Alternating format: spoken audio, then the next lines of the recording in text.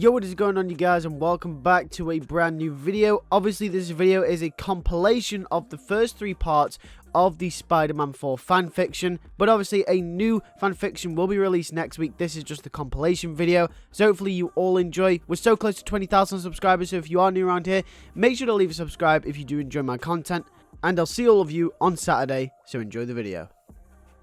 We begin our story a few weeks after Spider-Man No Way Home with the classic title card for the Sam Raimi Spider-Man movies, with Danny Elfman's theme blasting in the background. In the title card, we get references to No Way Home, with Andrew Garfield's and Tom Holland's Spider-Man showing up in the title card as well. We get an opening narration from Peter talking about the events since Spider-Man 3, catching up with the audience where the characters are at this point in time.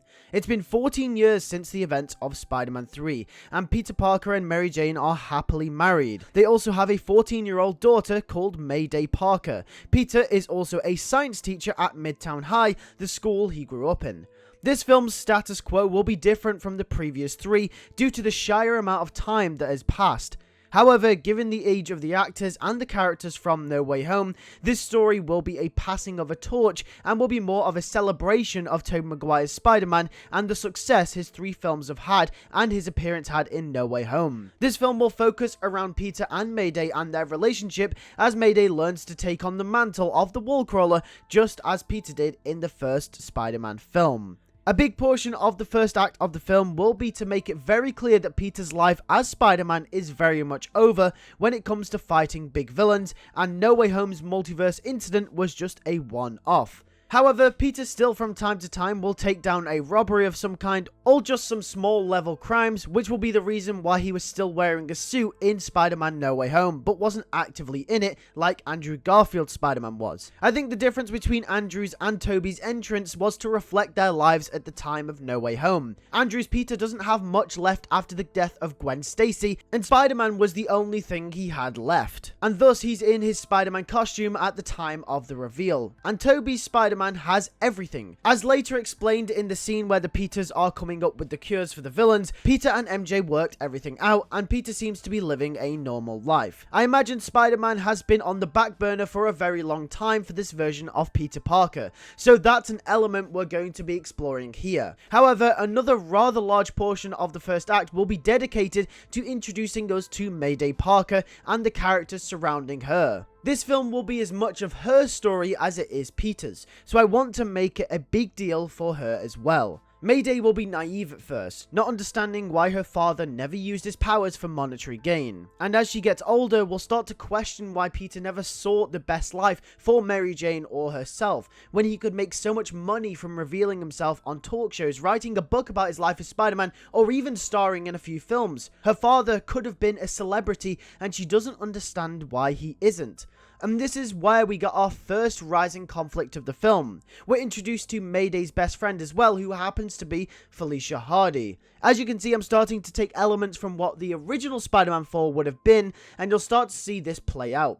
We get a few scenes dedicated to showing us their relationship and how good of friends they are. They go everywhere with each other and do everything together, almost reflecting that Mayday trusts her friend Felicia than she does her father due to that tension they have between each other, and the fact that as Mayday's grew up, she starts to have more differences with her father than similarities. We will then cut to Adrian Toomes, previously a crook, now a flight engineer, who was originally meant to be the main antagonist for Spider-Man 4. Therefore, using some of the blueprints and staying true to the original film, I'm going to take Adrian Toomes as the villain here. However, we learn that Adrian is in trouble. He owes a lot of money. In his earlier days, Adrian was a mobster and even found himself being caught by Spider-Man on an occasion. He used to work for a crime boss called Wilson Fisk, but 14 years on, it is found that Wilson's empire has been sold over to a man called Silvio Manfredi, or as the underground call him, Silvermane. Adrian was in debt to Fisk during those days, and that debt is now passed on.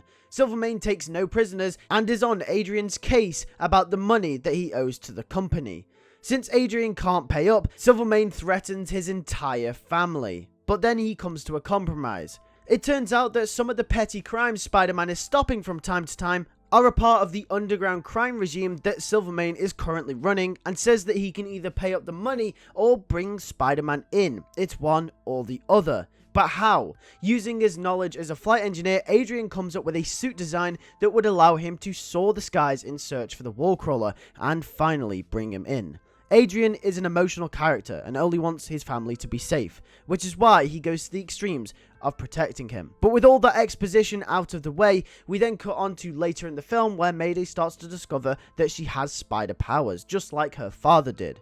She will be surprised but not at all afraid. She knew this day would come. After all, her father is Spider-Man. We will get a montage of Mayday and Felicia together experimenting with her powers, seeing what they can do. Similar to the scene from Miss Marvel where Kamala experiments with her powers. However, she decides not to tell her mother or father as they'll probably lecture her into not using them. But Mayday wants to succeed on where she thinks her father went wrong and use her powers for money and success.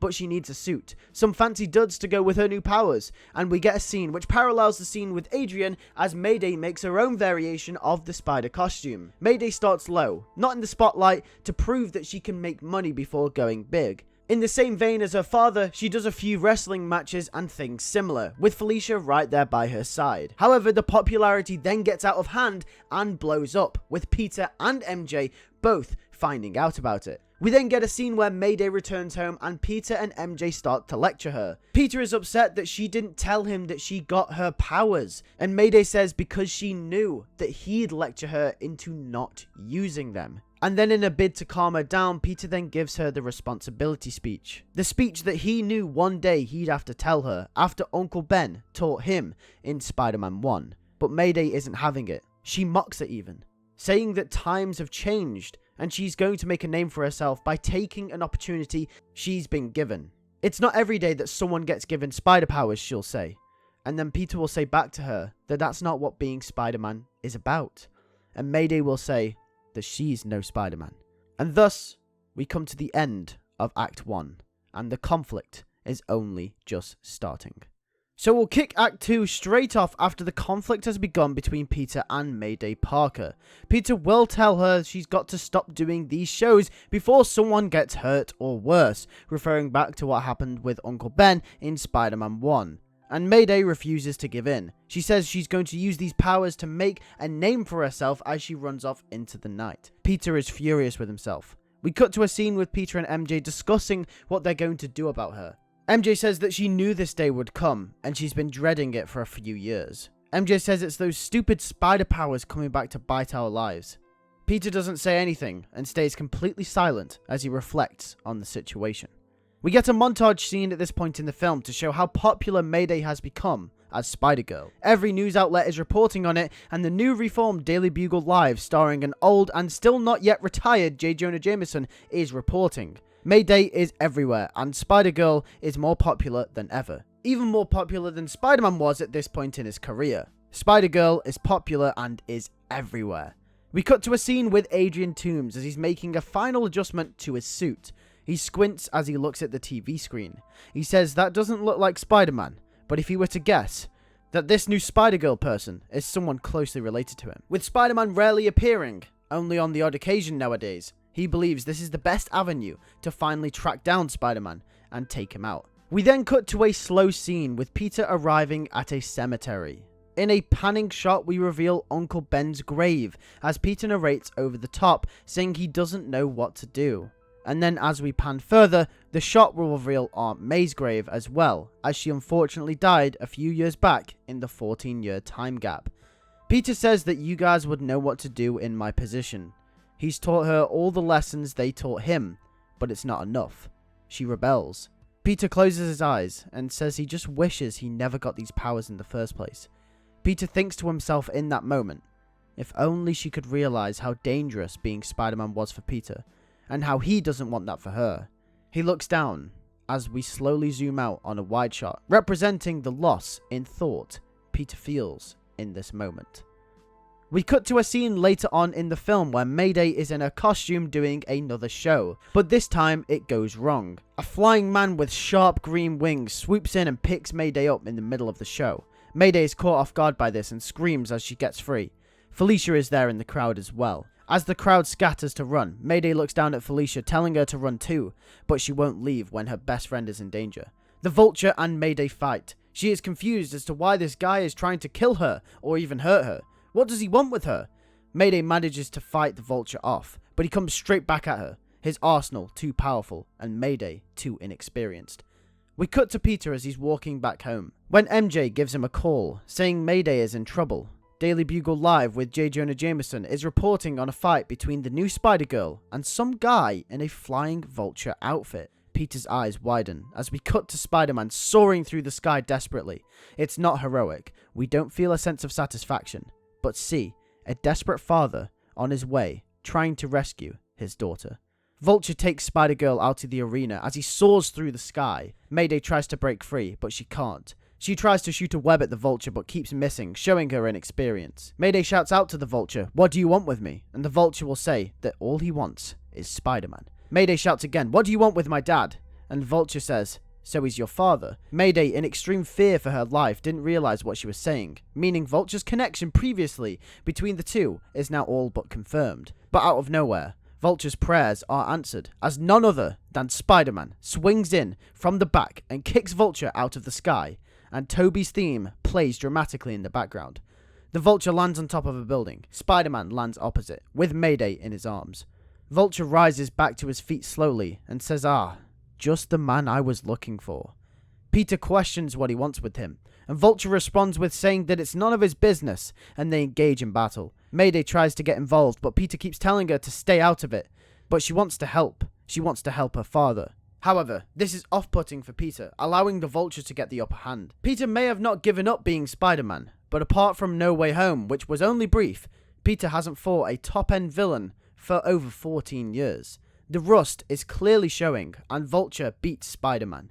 Spider-Man, flawed, tells Mayday to run, not knowing what to do, and in absolute fear, does exactly that. She runs, leaving her father alone, desperate, against the almighty Vulture. Mayday, in a state of panic, reflects on the events that have just occurred. She thinks to herself, it was all a trap, all a ploy to get her father to come save her. This is her Uncle Ben moment, as she realizes the importance of responsibility, about how her media presence has invited people like the Vulture to strike. Her father has created a lot of enemies over his time, and now it's finally bitten him back. She returns home to MJ, beaten and bruised. Her mother holds her in her arms and says it's okay. Mayday says that she should have listened to him as she breaks down. Mayday says that she has to get him back, and MJ says that she can't. She can't risk losing her too. And Mayday says that her father needs help. MJ goes on to recall the countless times that Peter has found himself in a sticky situation, but has found his way out in the end. Multiple times when it looked like he was going to lose, only to prevail in the end. But she goes against her mother, saying that with great power comes great responsibility, and both her and Peter taught her that. The responsible thing to do is go after the Vulture to get her father back, and thus Mayday's lesson is learned, and we're thrusted into the almighty climax of the film. We cut to a scene with the Vulture and Silvermane over a call, as Silvermane applauds Adrian for bringing in the real Spider-Man. You see, Silvermane didn't have many options, since if he employed his own forces to take Spider-Man down, it would be directly linked back to him. But since he had a third party take him out, his dirty work is all but done. Silvermane says he'll arrive soon to deal with Spider-Man himself. Adrian returns to the room in which he keeps Peter. Still with his mask on, Peter asks, why did he do this? Adrian says that you wouldn't understand. And Peter says to Adrian that you haven't even tried to take my mask off to see who I am underneath. And Adrian looks down and feels the regret. And Peter realizes that this situation goes way deeper than some petty revenge. Adrian doesn't care who Spider-Man is because he isn't the one who has the bone to pick with him. Adrian is just a man who has a family he wants to protect and doing the only thing he can to keep them safe. Almost like Peter in a way. He's working for someone and Peter can feel it. Peter tries to break through to him, saying he doesn't have to do this, and tries to give him the responsibility speech, just as he did to Mayday earlier in the film. Once again, paralleling the two characters, like I said earlier. We cut to Mayday with Felicia discussing the situation at hand. She gives her the full rundown of what happened, and Felicia is in shock. She can't believe that she fought her first supervillain. Mayday says that they have to track down the Vulture, and Felicia is adamant that they'll get in serious trouble, but Mayday exclaims that it's her father's life on the line here. A couple of scenes down the line and Mayday and Felicia track down Adrian's hideout. However, this is where all the pieces fall into place, as Silvermane also arrives on the scene. He is here to deal with Spider-Man when Mayday makes her grand entrance. Now this will be the second big action set piece of the film, which will involve Mayday against the Vulture and Silvermane, whilst Peter is apprehended. We will get to see Silvermane in action, and I imagine him being similar to how Tombstone was from the Spectacular Spider-Man series. Mayday will completely underestimate Silvermane's strength. Couple that with her inexperience, Mayday subsequently loses the battle between the three of them. However, Adrian holds back a bit as he starts to feel remorse between the two of them, as he can see his daughter in Mayday and himself in Peter. That family relationship and that family connection, which is a core theme of what this film is about, is expressed through our main characters, but also our villain as well, creating a sympathetic aspect of the character. The worst and probably most tragic part about this, however, is that Peter has to watch his daughter fight and lose against these villains. This will serve Peter's narrative motivations further, as he is the one who wants Mayday to be safe and doesn't want his daughter to get involved with any of the Spider-Man stuff. Mayday ends up getting captured with Peter, and they're both taken away by Silvermane.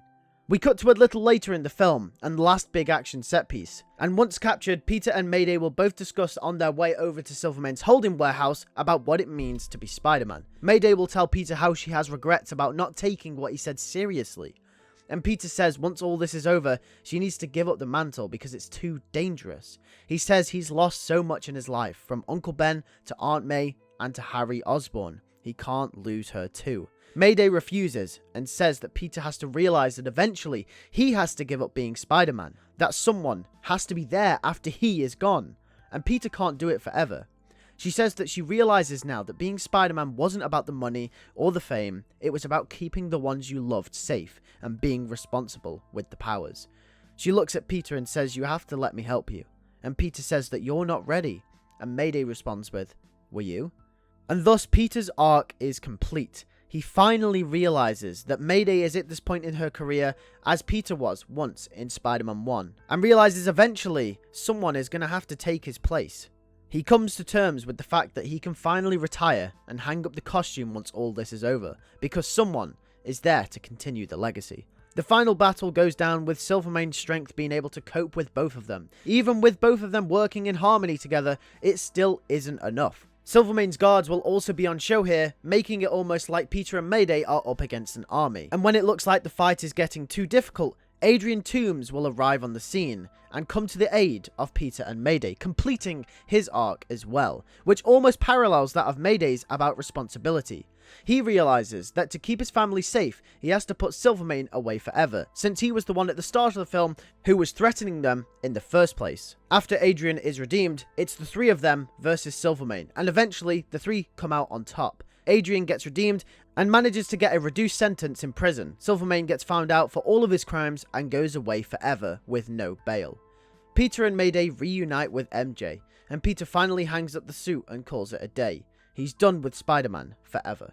This film serves as much of a send-off to Tobey Maguire's Spider-Man as much as it is a new beginning for Mayday Parker, a passing of the torch if you will, because from this day on, Mayday will forever be known as Spider-Girl. Thanks for watching Spider-Man 4 After No Way Home. If you enjoyed this fanfiction miniseries, then make sure to hit that like button and make sure to hit that subscribe button for more fanfictions in the future. Give me suggestions in the comment section down below on what to cover next. Also consider subscribing because we post video essays every Monday on all things Marvel related, Spider-Man fanfictions on Wednesday, and on Saturday a news roundup of all the Spider-Man news that came out over the last week. With that being said, I'll catch you all on Saturday for the news. Take care and peace.